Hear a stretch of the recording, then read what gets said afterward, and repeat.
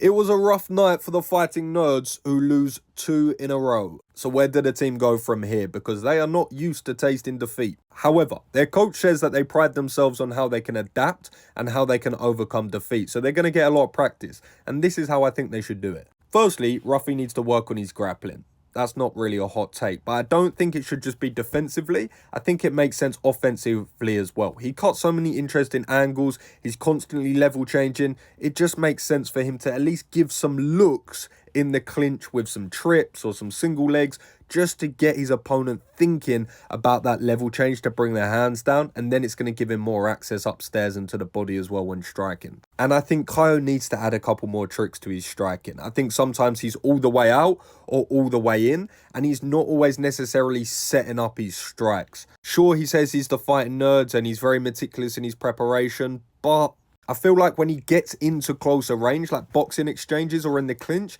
he's never really setting it up. He often just crashes into it, and he finds himself getting tagged there quite a lot. Now, he does have success at times in the clinch, so I don't think he's bad there. I just think he needs to be better at transitioning into those positions. So I think he can smoke out some of the attacks of his opponents and then counter off of that, or do a better job just setting it up, using more effective kicks up top and then coming into range. I find that sometimes he's either doing one or the other. He's not really laying that many traps in the octagon for his opponent. When it's a lesser opponent, he just has too much for them. He can usually dictate his game. He can go first and then he can set the tempo. But against that next level echelon fighter, you need to start laying traps. You need to start laying dead spaces in the octagon to walk people onto things. So it'll be interesting to see what adjustments these guys make, if they make any, and what they look like in their next fights. Let me know in the comments. And as always, keep it casual, people.